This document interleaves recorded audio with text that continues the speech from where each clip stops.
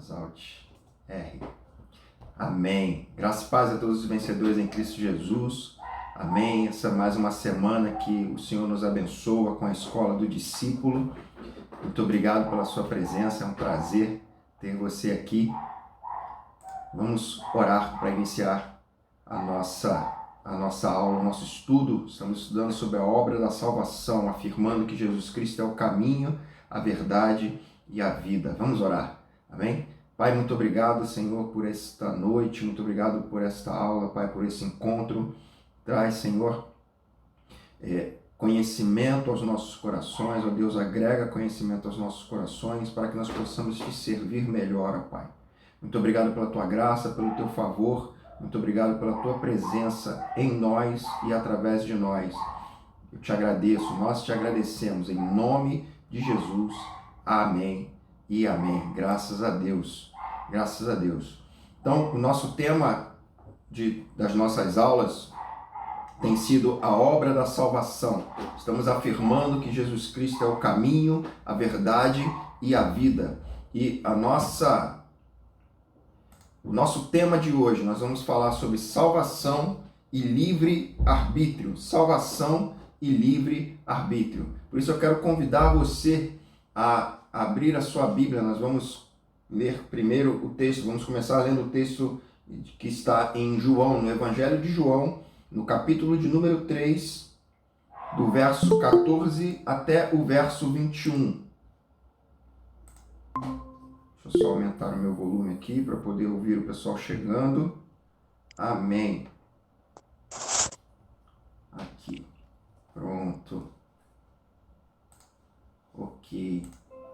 Vamos começar lendo João, capítulo de número 3, do verso 14 até o verso de número 21, que nos diz: E do modo por que Moisés levantou a serpente no deserto, assim importa que o Filho do Homem seja levantado, para que todo o que nele crê tenha a vida eterna.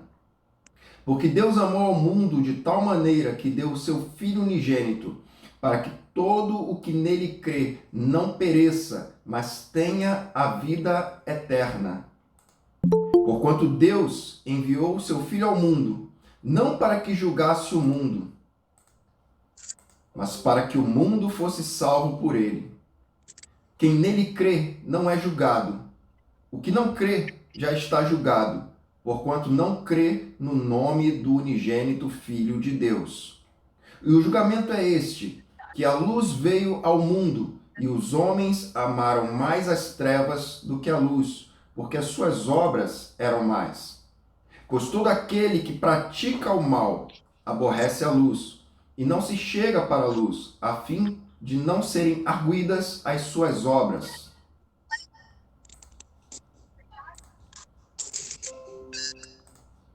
Vamos deixar os microfones desligados. Amém? E finalizando o texto, verso 21. Quem pratica a verdade aproxima-se da luz, a fim de que suas obras sejam manifestas, porque feitas em Deus. O que nós percebemos aqui? Voltando um pouco, o nosso tema de hoje, ainda estamos falando sobre a obra da salvação. Vamos falar hoje sobre salvação e livre-arbítrio. E nós começamos lendo o texto do Evangelho de João, no capítulo de número 3, versos 14 até o verso de número 21.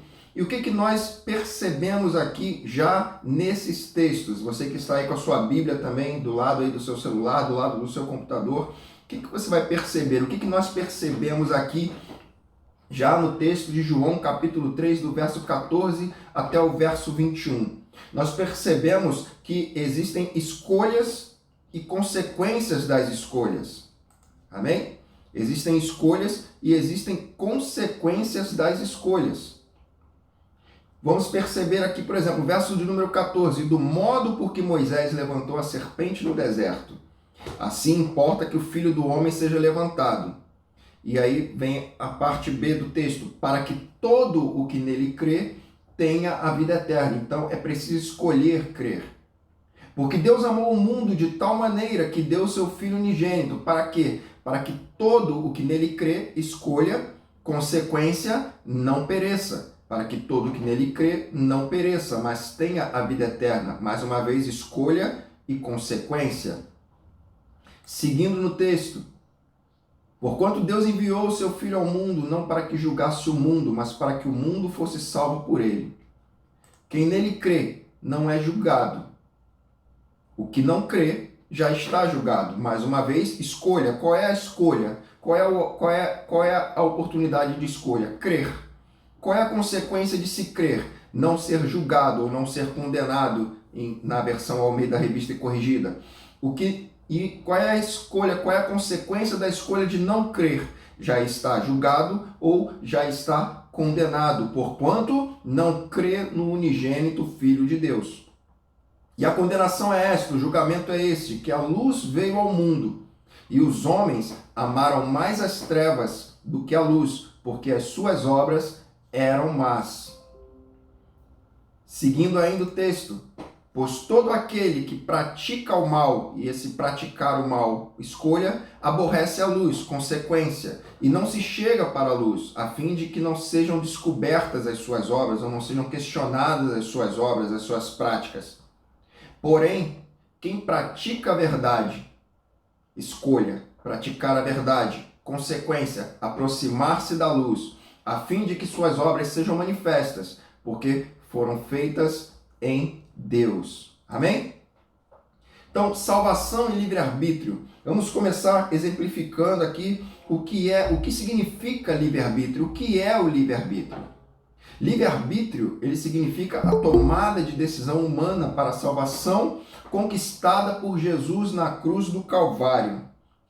A salvação, ela é oferecida a todos. Nós já aprendemos isso em nossos últimos encontros, que a salvação, ela não é oferecida para algumas pessoas, ela é oferecida a todas as pessoas. O sacrifício de Jesus, ele foi por toda a humanidade e não apenas por algumas pessoas. A salvação, ela é gratuita. A salvação, ela é oferecida sem distinção. Deus não faz diferenciação de pessoas. Deus não faz acepção de pessoas. Ele oferece a salvação a todos. Porém, somente aqueles que escolhem crer através do seu livre-arbítrio, através da sua escolha, somente aqueles que escolhem crer têm acesso à salvação. Amém?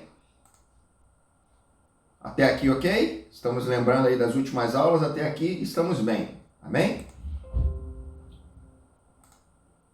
Apocalipse, capítulo 22, verso 17, diz assim: o Espírito e a noiva dizem vem. O último capítulo de Apocalipse, no verso de número 17, diz assim: o Espírito e a noiva dizem vem. E todo aquele que ouvir, diga vem. E quem tiver sede, venha. E quem quiser, mais uma vez a escolha, e quem quiser, beba de graça da água da vida. Então, mais uma vez, o livre-arbítrio ele significa a tomada de decisão humana. É o homem escolhendo o homem, falando de humanidade, do gênero humano, da raça humana, escolhendo e tomando uma decisão para a salvação conquistada por Jesus na cruz do Calvário. A salvação ela foi conquistada por Cristo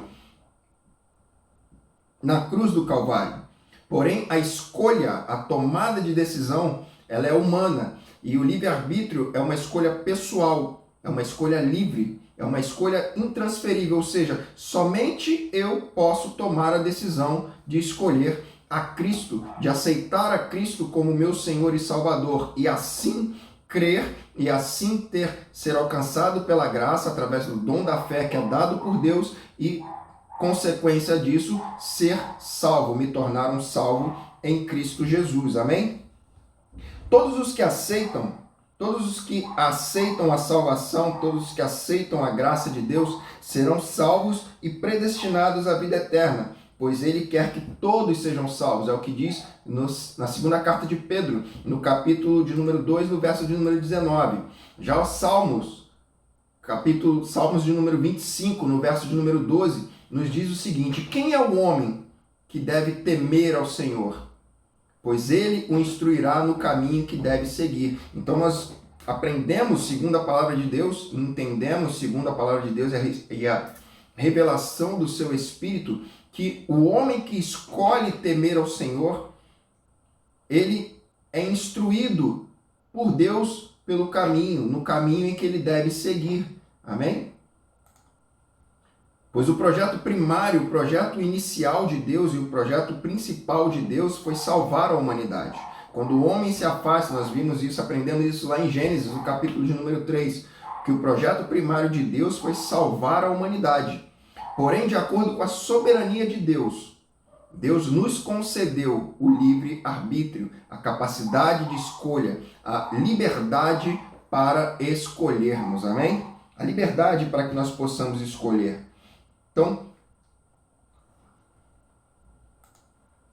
2 Pedro, no capítulo de número 3, no verso de número 9, nos afirma isso, nos corrobora isso, nos confirma isso. O Senhor não demora em cumprir a sua promessa, como julgam alguns. Pelo contrário, Ele é paciente com vocês, ou seja, Deus é paciente conosco. Deus não demora em cumprir a sua promessa. Muitos oram e têm orado pela volta de Jesus e que a ira do Senhor consuma a terra.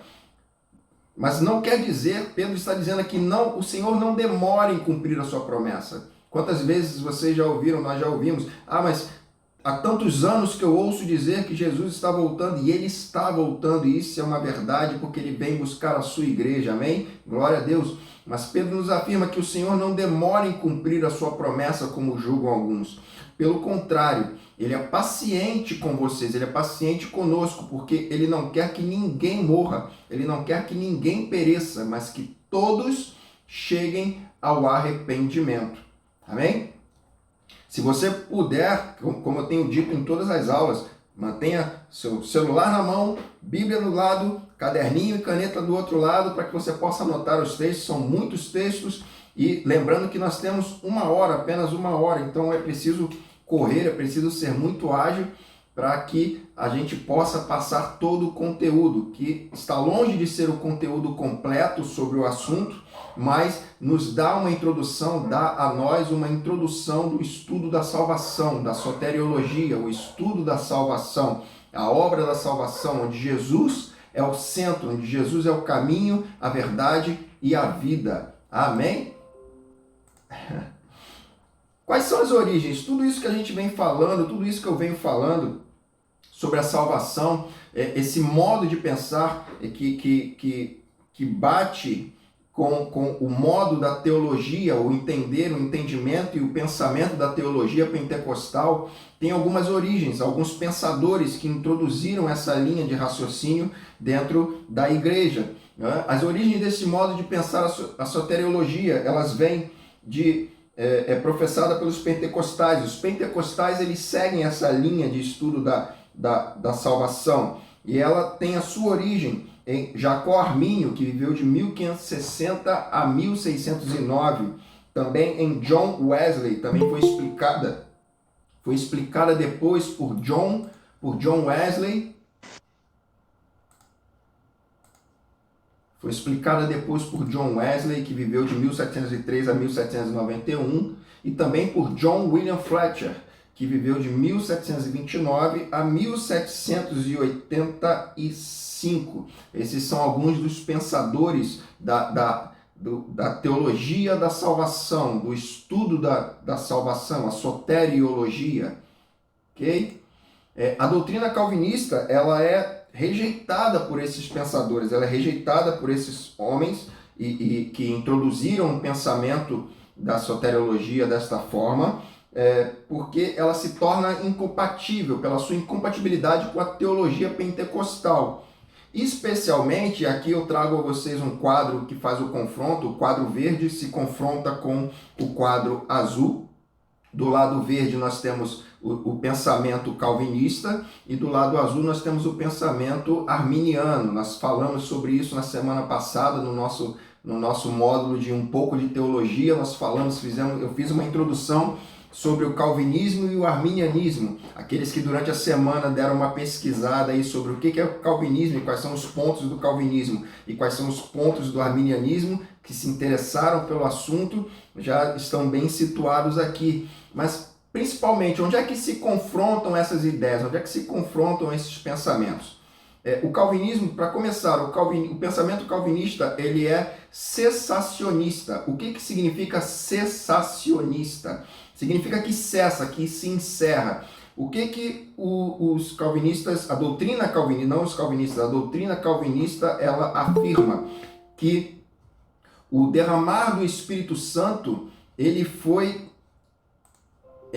inerente e somente até o que está descrito lá em Atos, no capítulo de número 2, que quando Jesus ele disse para os discípulos se reunirem, ficarem todos na cidade, porque viria sobre eles o Espírito Santo, essa linha de raciocínio, ela prega e ela ensina que os dons do Espírito Santo, o batismo no Espírito Santo e os dons do Espírito Santo, eles cessaram ali em Atos 2. E isso é totalmente contrário à doutrina pentecostal, que crê no batismo no Espírito Santo e na continuidade dos dons do Espírito Santo, amém? Outro fato que se confronta entre as duas doutrinas, entre as duas formas de pensamento, linhas de pensamento, enquanto no calvinismo o pensamento ele é fatalista, ou seja, todos os acontecimentos eles acontecem como são irrevogáveis e eles são marcados por uma causa única e sobrenatural, ou seja, Deus é o culpado de tudo o que acontece. Né? Se o homem erra, é culpa de Deus. Se o homem falha, é culpa de Deus. Se o homem é condenado, é culpa de Deus. E nenhuma culpa cai sobre o homem, mas tudo é predestinação de Deus, seja a salvação ou a condenação. Enquanto no quadro azul, no pensamento arminiano, esse entendimento ele é sinergista, ou seja, há uma cooperação divina e humana para alguns aspectos presentes na salvação. Ou seja, Deus ele libera a salvação e ele promove o caminho da salvação em Cristo para toda a humanidade. Porém, é necessário uma ação do homem, ou seja, as escolhas das ações dependem do homem. O homem precisa escolher aceitar a ação do Espírito Santo e ser salvo pela graça de Cristo. Então, nós temos, a grosso modo, aqui bem rapidamente, do quadro verde, calvinismo, cessacionista, fatalista, acomodatícia, uma doutrina acomodatícia, ou seja, o homem se acomoda porque tudo já está escrito, a história já está escrita por Deus e eu não tenho como mudar. Se eu fui escolhido para ser salvo, predestinado para ser salvo, eu serei salvo. Se eu fui predestinado para ser condenado, não há nada que possa fazer isso mudar. Esse é o pensamento no quadro verde. Por isso a ação evangelística nessa linha de raciocínio ela é quase nula. Não há evangelismo, quase não há evangelismo nessa linha de pensamento, porque se todos já são pré-escolhidos por Deus, se a salvação já é pré-determinada, por que pregar? Se aqueles que serão salvos já foram escolhidos e nada pode mudar isso. E aqueles que foram condenados não precisam se arrepender porque eles estão condenados e assim serão sempre condenados. Nessa linha, ainda dentro do quadro verde, essa linha de pensamento, eles costumam quem pensa assim costuma se isolar das demais igrejas, vive no seu nicho. A liberdade das suas escolhas está limitada à vontade de Deus, ou seja, o homem ele continua sendo cativo, ele continua sendo escravo. Ou ele é escravo de Deus ou é escravo do diabo. No quadro azul, a linha de raciocínio, cremos no batismo, o arminianismo, crê no batismo no Espírito Santo. Ele é sinergista, ou seja, há uma cooperação divina e humana para alguns aspectos presentes na salvação. As escolhas das ações, elas dependem do homem. E da mesma forma, como eu falei, lendo lá João capítulo 3, a escolha das ações dependem do homem. E as consequências dessas escolhas são vividas pelo homem. Toda escolha que nós fazemos gera uma consequência. Isso nós aprendemos na prática. Ninguém precisa ensinar isso para alguém, para uma criança, ninguém precisa ensinar isso para um adulto, porque para um jovem, porque todos vamos perceber que as nossas escolhas, as nossas ações, que dependem de nós, elas geram consequências, boas ou más. Também dentro dessa linha de raciocínio, linha de pensamento do quadro azul, no arminianismo, se crê que Cristo morreu por todos. A salvação é para todos, mas ela é dada somente aos que creem. E apesar da graça ser infinita, ela pode ser resistida, ou seja, é possível ao homem negar ser acessado pela graça. Então, são as duas linhas de raciocínio e o quadro verde é a doutrina calvinista, e os pensadores que eu citei, eles fazem parte do grupo de pensadores do quadro azul, que rejeita a doutrina do quadro verde pela sua incompatibilidade com a teologia pentecostal. Amém? Estou correndo um pouquinho, mas é para dar tempo de tentar passar tudo aqui para vocês. A eleição bíblica, ela é segundo a presciência de Deus. A eleição bíblica, ela é segundo a presciência de Deus. O que é eleição? Eleição é a escolha que Deus faz para com grupos ou indivíduos, grupos ou pessoas com fins específicos determinados por Ele. Então, essa é a eleição. Os eleitos em Deus são aqueles que foram escolhidos em grupo ou individualmente com fins específicos para projetos determinados por Deus. A eleição no Antigo Testamento, ela tem um significado mais específico que no Novo Testamento. Exemplo disso é o chamado de Abraão e sua descendência, que mais tarde formariam a nação de Israel. Deus chamou Abraão, Deus chamou o patriarca e lhe fez promessas, está lá em Gênesis, capítulo de número 12.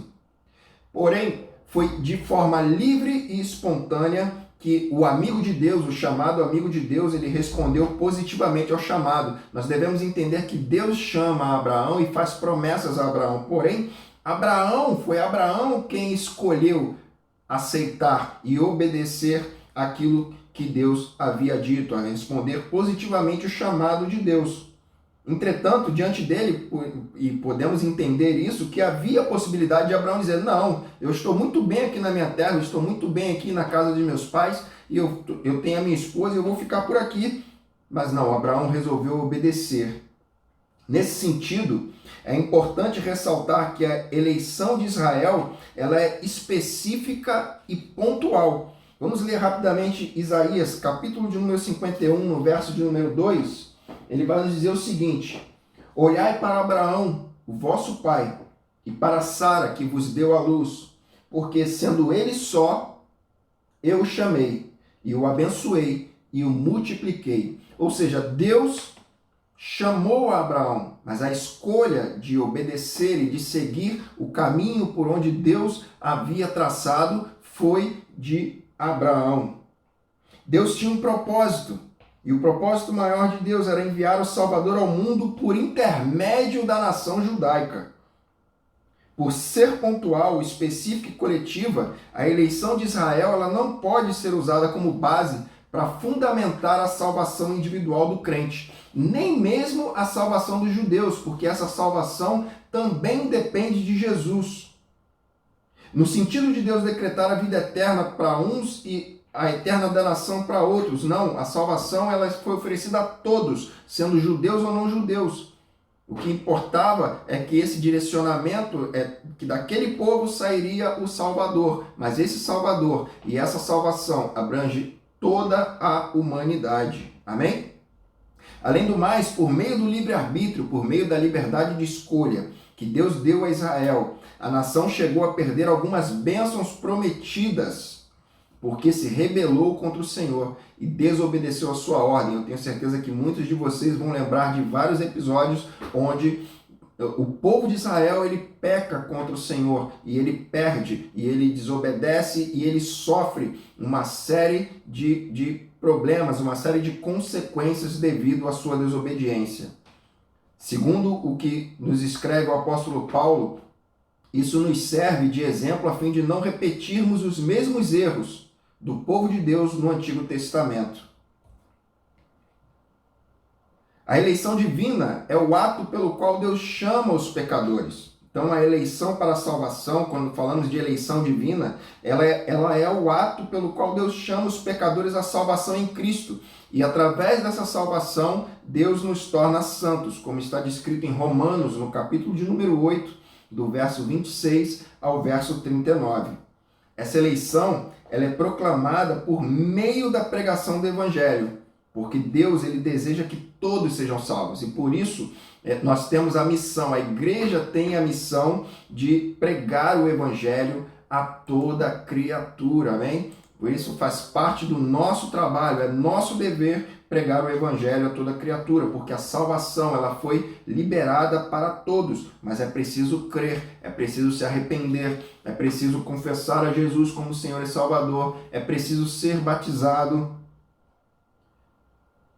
para que as pessoas possam responder afirmativamente ao chamado da salvação. Porém, as Escrituras mostram claramente, está lá em Marcos capítulo 16, verso 16, que quem crer será salvo, mas quem não crer será condenado. Aí vamos falar, encerrando essa parte do tópico, vamos falar sobre a presciência divina. O que é presciência, pastor? O que significa presciência? Presciência é a capacidade de Deus saber todas as coisas de antemão. Deus sabe de todas as coisas. Ele sabe todas as nossas escolhas e Ele sabe todas as consequências das nossas escolhas. Então, presciência é a capacidade de Deus de saber todas as coisas de antemão e de interferir na história humana. Deus é soberano, Deus é provedor, Ele sabe quem vai responder positivamente ao seu convite de salvação. Por isso Deus proveu o meio de salvação para todas as pessoas, mas infelizmente nem todas as pessoas aceitarão o seu convite. Em sua soberania e presciência estamos sob os cuidados de Deus, mas existe um paradoxo de também desfrutarmos do livre-arbítrio. Apesar da presciência de Deus, Ele nos deu o livre-arbítrio, o que aumenta ainda mais a nossa responsabilidade de obedecer à sua vontade. Amém? Então, a responsabilidade de obedecer à vontade de Deus, ela é nossa. Ela é nossa. Então, nós temos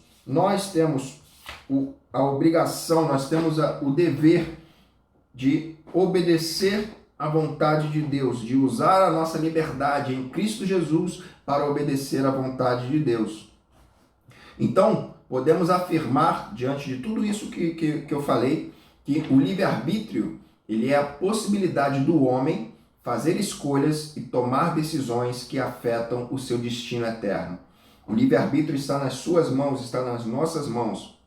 O livre-arbítrio está nas mãos de todas as pessoas. E ele possibilita a cada um de nós fazermos escolhas e tomar decisões. Mas é importante sabermos que essas decisões afetam o nosso destino eterno. Da mesma forma, uma vez que escolhemos a Deus, nós abrimos mão do livre-arbítrio e escolhemos deixar com que Ele nos guie, deixar com que Ele nos oriente e nos direcione sobre qual o caminho a seguir.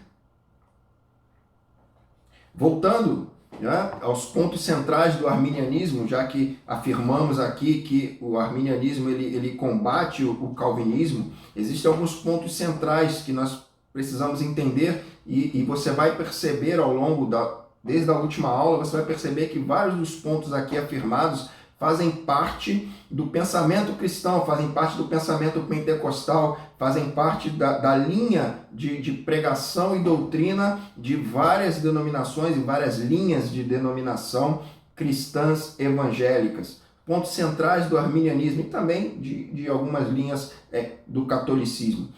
O homem não regenerado é escravo do pecado. Aquele que ainda não foi regenerado por Cristo, ele é escravo do pecado. E sendo escravo do pecado, ele é incapaz de servir a Deus com suas próprias forças. E você pode anotar para ler depois Romanos, capítulo de número 3, verso 10 a 12, e Efésios, capítulo 2, do verso 1 até o verso 10. Segundo ponto, outro ponto do arminianismo, é através da graça preveniente, ou seja, da graça que vem antes, que chega antes. Nós falamos sobre isso na última aula, que é através dessa graça que é a depravação total resultante do pecado pode ser vencida. Somente a graça de Jesus pode vencer o pecado. Somente a graça de Jesus, o sangue de Jesus, pode tirar o pecado de nós, o pecado do mundo. Pois ele é o Cordeiro que tira o pecado do mundo. Amém? Só então, através da graça preveniente, a graça que chega antes, que pode vencer o pecado, só então, através dessa vitória, é que o homem consegue corresponder com arrependimento e fé quando Deus atraí-lo para si. Ou seja, vem de Deus, não vem de nós. Vem de Deus a capacidade que nós vamos receber, que nós recebemos de arrependermos, de se arrepender e ter fé para ser salvo, conforme o texto nos ensina. Nós somos alcançados pela graça através do dom da fé. E isso não vem de nós, vem de Deus. Pois é a graça que inicia a salvação que nos alcança. É ela que promove a salvação, é a graça que aperfeiçoa a salvação e é a graça que consuma a salvação. A graça, portanto, ela é necessária à salvação, mas ela não é condição suficiente e nem garante que a salvação acontecerá. Existe a graça, mas existe a escolha. É preciso escolher para se ter acesso à graça. João Armínio, ele afirmou durante a sua vida, durante os seus estudos, que aqueles que são obedientes ao chamado de Deus livremente submeteram-se à graça. Eles, porém, foram instigados, eles foram impelidos, eles foram atraídos e assistidos pela graça. E no momento preciso em que realmente se submeteram, possuíam a capacidade de não se submeterem. Então, o que nós podemos entender disso? Existe a graça de Deus e existe a liberdade de escolha.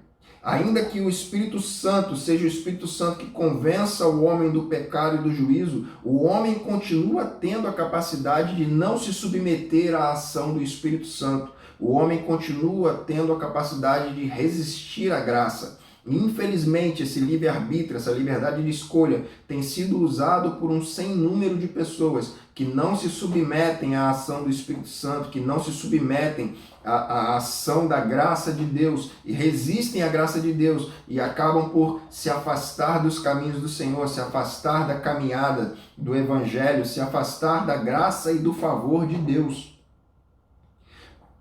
O contrário, aqueles que se submetem, eles se submetem não por uma força.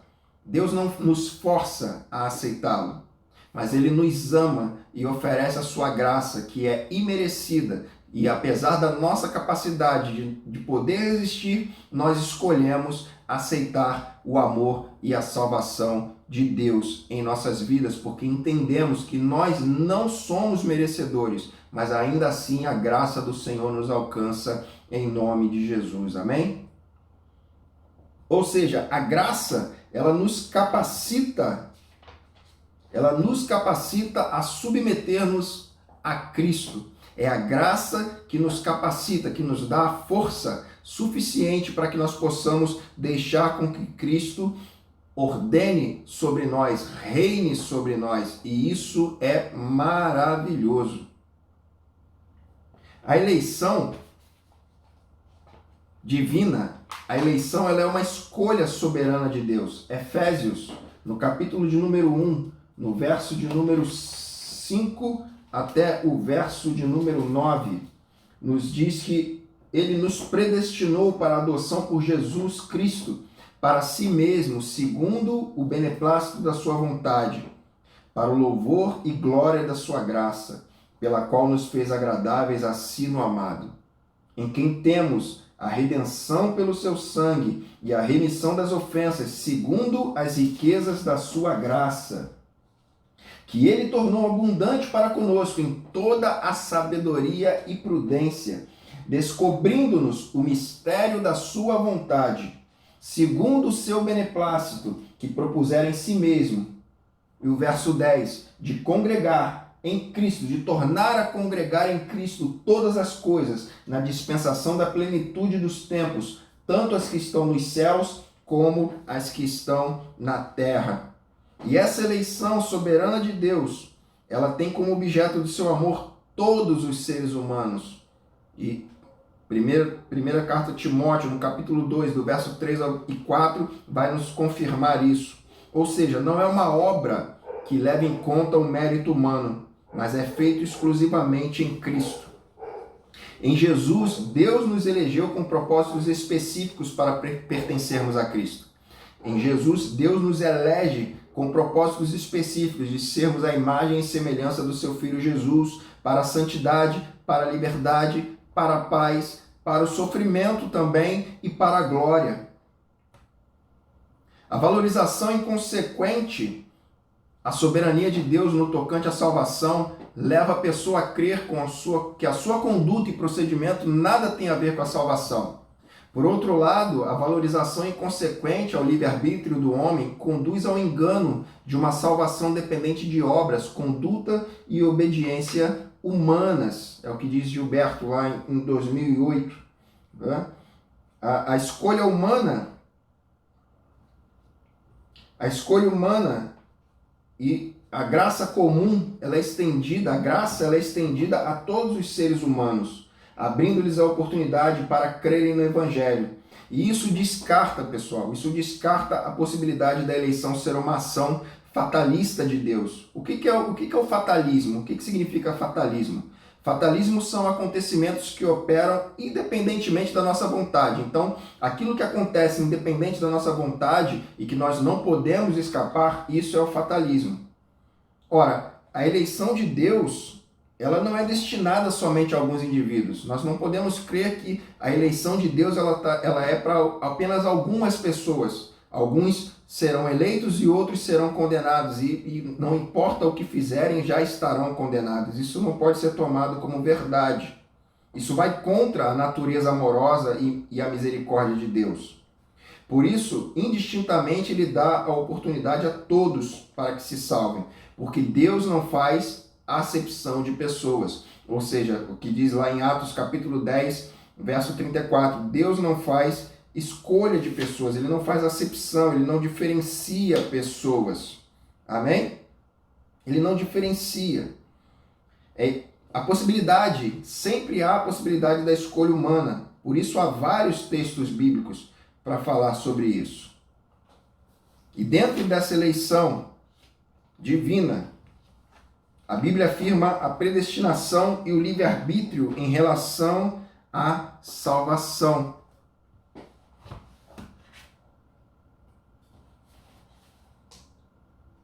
Como diz lá em João capítulo 3, no verso de número 16, todo aquele que nele crê não pereça, mas tenha vida eterna. João 6, verso 37, o que vem a mim de maneira nenhuma o lançarei fora. Romanos capítulo 10, verso 13, todo aquele que invocar o nome do Senhor será salvo. Escolhas e consequências. Então, existe a possibilidade da escolha humana.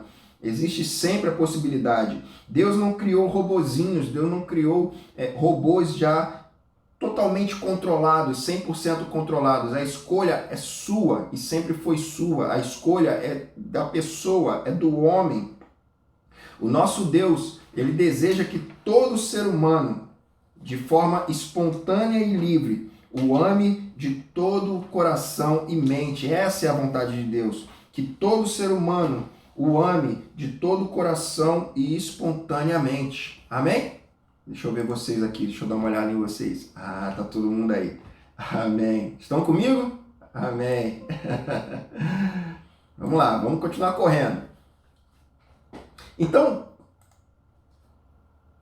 durante todo esse tempo, a nossa última aula e essa aula agora, eu expus a vocês as duas linhas principais de teologia, de doutrina teológica dentro do calvinismo e do arminianismo, onde certamente A maioria de vocês reconheceu muitos pontos que provavelmente fazem parte ou fizeram parte até mesmo da sua própria linha de pensamento, né? Dentro de alguns momentos da vida, aqueles que têm um pouco mais de tempo de caminhada cristã e já tiveram acesso a aprendizado, né? E que se torna sempre uma prática importante se frequentar a escola, o ensino, como nós estamos fazendo aqui, seja ele no domingo ou no meio da semana. O importante é que você pare para estudar, é que você pare para ouvir, pare para aprender.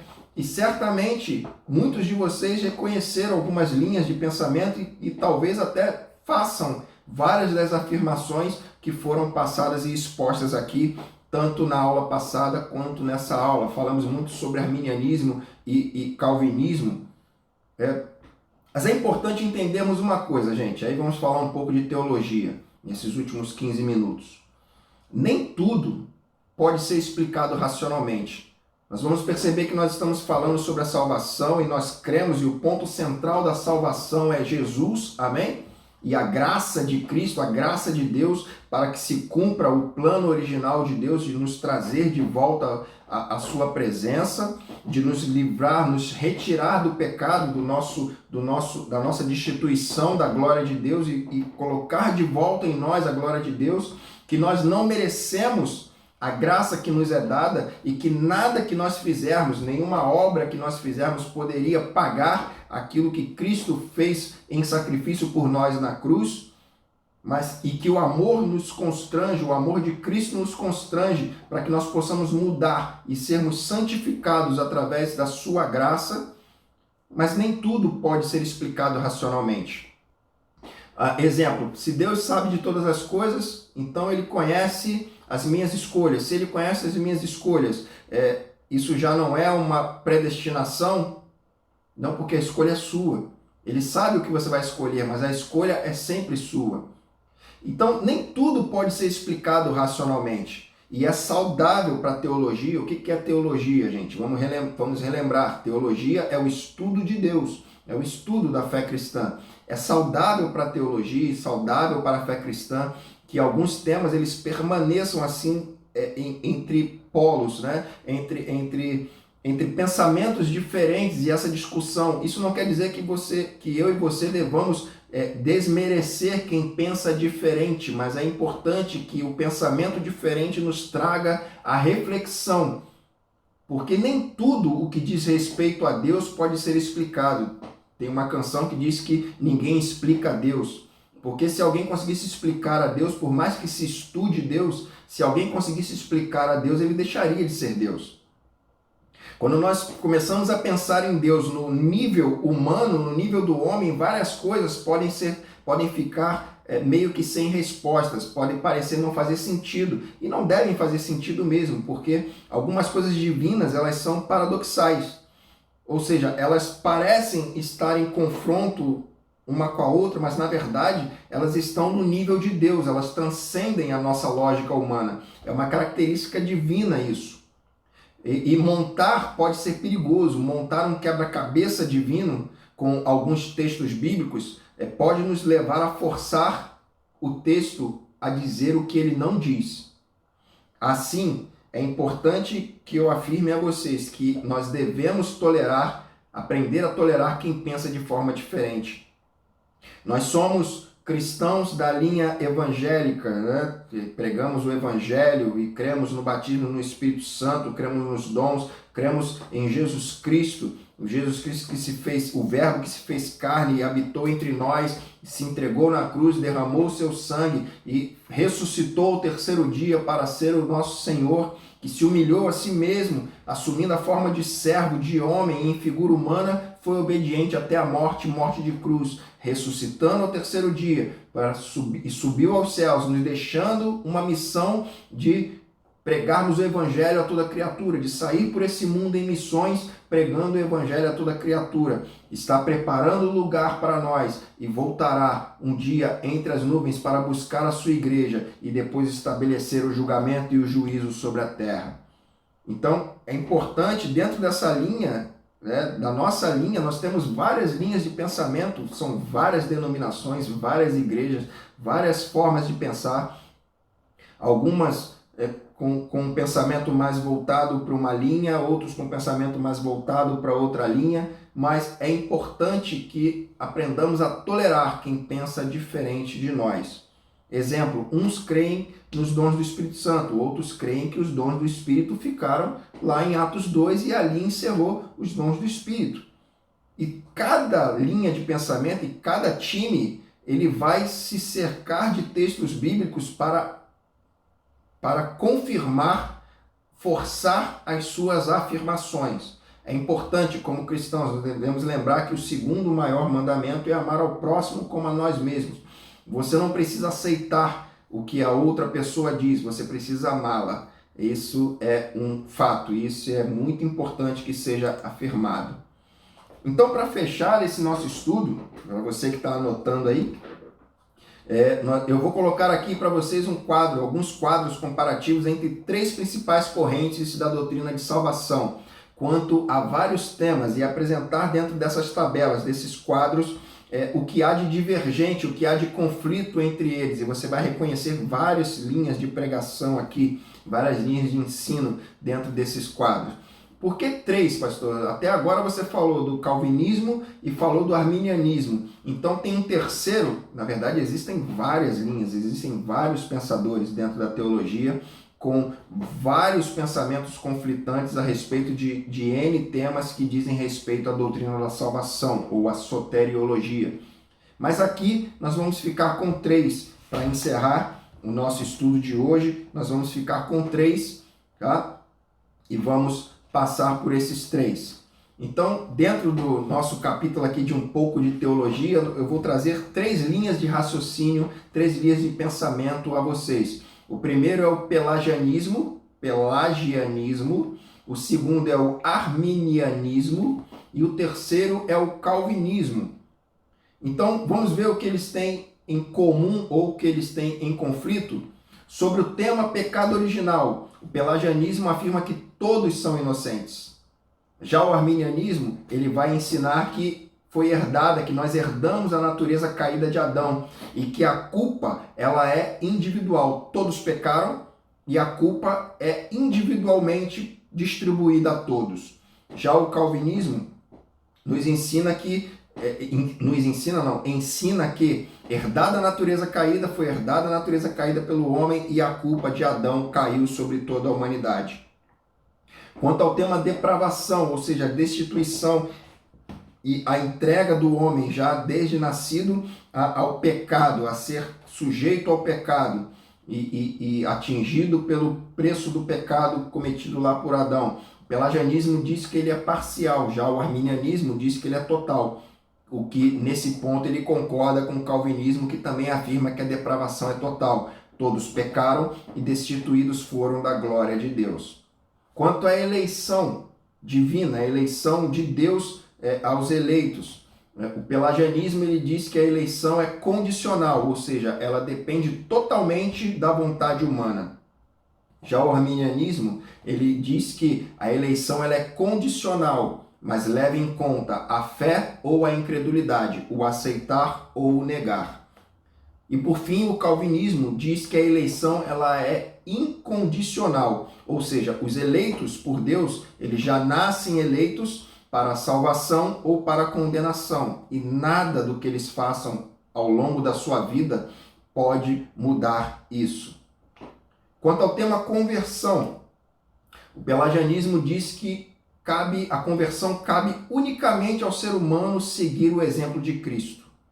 Já o arminianismo diz que, de acordo com o livre-arbítrio, a conversão ela ocorre de acordo com o livre-arbítrio e que a graça é resistível, é possível resistir à graça. Já o calvinismo, devido ao pensamento sobre a eleição, a graça para a conversão é irresistível, ou seja, aquele que foi eleito por Deus para ser salvo, ele jamais conseguirá resistir à graça para a conversão. Faz parte da história dele, ele está predestinado a se converter, está predestinado a ser salvo pelo sacrifício de Cristo. Outro tema, quanto ao arbítrio humano. O pelagianismo ele afirma que não há depravação da vontade, de modo que o homem é quem decide. pelo seu arbítrio, pelas suas escolhas do pecado. Já o arminianismo diz que a depravação ela não se opõe à vontade humana, ela pode ocorrer de maneira junta, de maneira concomitante. Já o calvinismo diz que a depravação é total. Aquele que foi eleito para ser condenado, ele não pode resistir, ele não pode dizer não ao pecado e ele vai pecar de qualquer maneira. A decisão, quanto ao tema decisão pela salvação, o pelagianismo, ele opta pelo monergismo. O que é o monergismo, pastor Luiz? Monergismo significa a ação do Espírito Santo, que a decisão pela salvação, no pensamento pelagianista, ele é fruto da ação do Espírito Santo e exclusivamente do Espírito Santo, ou seja, o homem não tem escolha, quem faz com que o homem decida pela salvação é o Espírito Santo. Já o arminianismo ensina que há um sinergismo, ou seja, há uma cooperação divina junto a uma escolha humana, dentro da linha que nós estamos estudando e afirmando, né, que a salvação ela foi oferecida a todos, mas só tem acesso à salvação aqueles que se arrependem e aceitam a graça de Deus através da fé em Jesus Cristo. O calvinismo, nesse ponto sobre a decisão pela salvação, ele está ali junto com o pelagianismo. Ele também é monergista, ou seja, ele acredita que uma vez eleito, uma vez predestinado, o Espírito Santo vai convencê-lo, não só convencê-lo, mas vai forçá-lo a aceitar a predestinação de Deus. Quase fechando aqui, sobre o tema arrependimento. O pelagianismo afirma que o ser humano ele convence-se a si mesmo do pecado. O papel do Espírito Santo é secundário. Então, quem se convence do arrependimento, quem se convence do pecado é o homem. O papel do Espírito Santo ele está ali só para dar um apoio. Tá? Já o arminianismo ele afirma que mediante o convencimento do Espírito Santo, ainda depende da vontade humana. Então, o Espírito Santo pode convencer o homem do pecado e do juízo, mas ainda depende da vontade humana aceitar a graça de Deus. Já o calvinismo afirma que, uma vez iniciada a ação do Espírito Santo, sempre há arrependimento.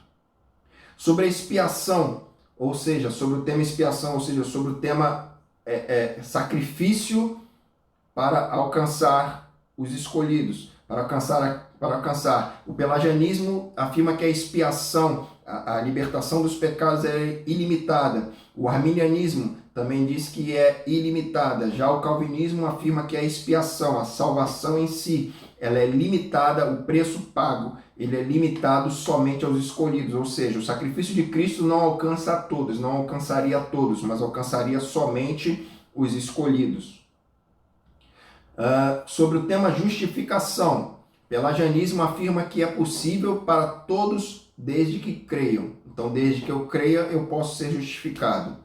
O arminianismo também, aí nesse ponto, o arminianismo ele concorda com o pelagianismo, diz que a justificação ela é possível para todos, desde que creiam. A salvação é para todos, desde que creiam. Já o calvinismo afirma que ela é limitada aos eleitos. E por fim, o tema perseverança. É perseverar na doutrina, perseverar na graça de Deus, perseverar no caminho, na caminhada do Evangelho. O pelagianismo afirma que essa escolha humana ela é decisiva. Já o arminianismo diz que nós precisamos vigiar para não cair da graça. E por fim, o calvinismo afirma quanto à perseverança que uma vez salvo, salvo para sempre, que não é possível se perder a salvação porque se foi predestinado e escolhido para a salvação, então nada do que você fizer vai tirar a sua salvação. Por último, o último tema, quanto à apostasia. O pelagianismo afirma que cabe somente a escolha humana. Já o arminianismo diz que nós devemos perseverar e vigiar. E se nós perseverarmos e vigiarmos, há livramento quanto à apostasia. Já o calvinismo diz que os escolhidos eles não apostatam, ou seja, eles não abandonam a fé. Fechando, falamos sobre calvinismo, falamos sobre arminianismo e falamos agora sobre pelagianismo. Mas quem foi Pelágio? Pelágio ele foi um monge que viveu entre os séculos IV e V. E Pelágio ele ensinava que os seres humanos eles nasciam inocentes, que os seres humanos nasciam sem a mancha do pecado original e nem possuíam o pecado herdado. Ele acreditava que o pecado de Adão ele não tinha afetado as gerações futuras, sendo conhecida como pelagianismo, essa doutrina.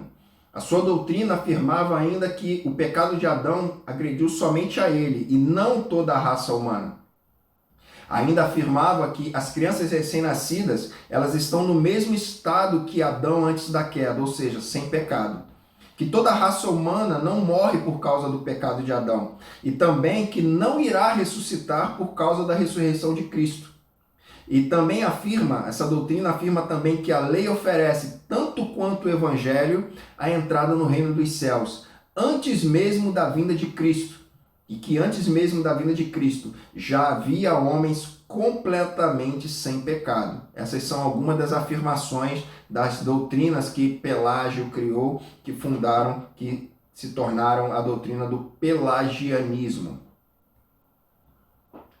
Porém, nós temos que afirmar, e é importante que eu afirme a todos nós, que o Evangelho ele é um presente. E esse presente ele foi oferecido a todas as pessoas. Independente da linha de raciocínio, o Evangelho é um presente oferecido a todas as pessoas.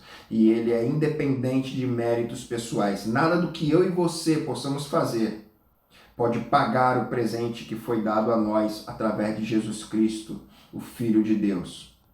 Mateus, capítulo de número 11, no verso de número 28, diz: venham a mim, todos os que estão cansados e sobrecarregados, e eu lhes darei descanso. A palavra-chave aqui é venham a mim. Deus chama a todos, Jesus chama a todos. A salvação ela está disponível para todas as pessoas, porém ela só pode ser alcançada através da graça de Deus. Romanos capítulo 8, verso 29.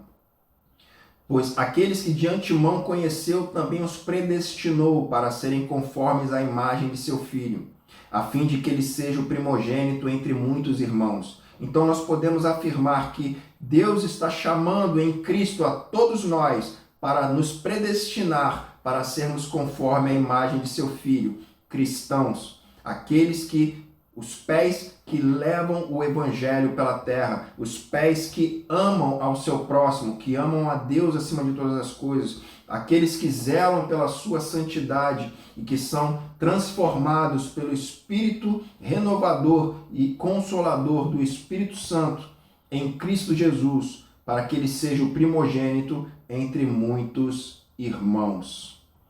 Amém? Glória a Deus. Foi corrido hoje porque o material é muito grande. Eu vou disponibilizar esse material para vocês possam estudar os textos e fazer as anotações. Procure se algum dos temas que foram passados, algum dos textos que foram passados aqui, ou algumas das doutrinas, interessou a você. Eu quero te encorajar a estudar, encorajar a pesquisar mais, conhecer. Quanto mais você conhece a respeito das doutrinas, menos suscetível a ser atingido por heresias você se torna. Mais maduro como crente, como cristão, você se tornará. Amém? É importante para que você possa refutar. Aí, lá na frente, em algum momento da nossa escola do discípulo, nós vamos falar sobre a defesa da fé, sobre a apologética, a defesa da fé, né? Então, é importante quando você receber algumas afirmações. Muitas pessoas elas estudam apenas para confrontar os outros. Não. Estude para que você possa abençoar pessoas. Estude, cresça, amadureça para que você possa abençoar e alcançar cada vez mais pessoas através do Evangelho de Cristo Jesus. Amém? Aleluia, graças a Deus. Muito obrigado pela sua presença. Vamos já deixar afirmado aqui, eu estou notando que as quintas-feiras elas têm sido mais tranquilas para a gente se reunir. As terças-feiras realmente tem sido muito corrido, devido à minha outra atividade, né? O outro trabalho que eu tenho.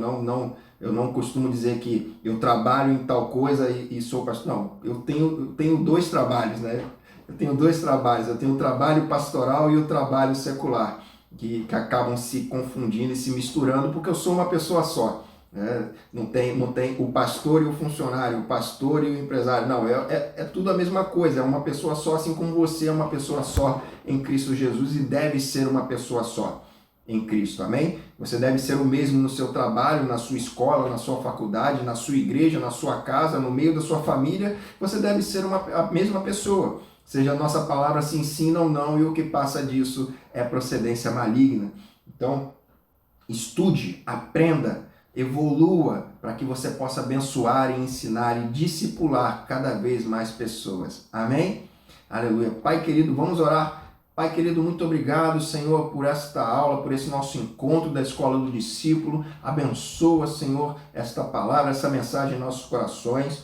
Que esse conhecimento, Senhor, possa nos ajudar a amadurecer e a crescer e a entender, Senhor, muitas das coisas que muitas vezes nós não entendemos. Nós não entendemos de onde vieram os pensamentos, de onde vieram as linhas de raciocínio, de onde vieram tudo aquilo que a gente ouve durante o nosso estudo e durante a nossa vida cristã.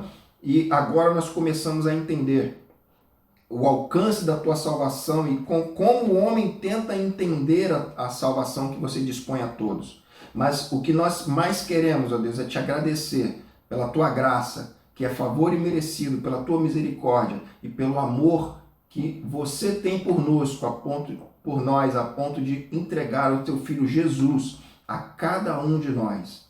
Seja, Senhor, em cada lar, esteja em cada lar onde essa mensagem, onde esse encontro, essa escola esteja entrando e irá entrar, Senhor, nos próximos dias. Abençoa a casa, abençoa a família. Deus, se há alguém enfermo em nosso meio, que seja curado agora em nome de Jesus. Em nome de Jesus. E que a graça do nosso Deus, o amor do nosso Senhor e Salvador Jesus Cristo e as doces consolações do Espírito Santo estejam presentes em cada coração que aguarda ansiosamente a volta do nosso Senhor e Salvador Jesus Cristo. E todos digam amém e amém. Jesus é a nossa vitória. Que em 2021, que nesse ano, que venha o reino do Senhor e seja feita a sua vontade. Amém? Um grande abraço para vocês. Tá? Deus abençoe a vida de cada um de vocês e multiplique em conhecimento e graça e favor. Um grande abraço. Tchau, tchau.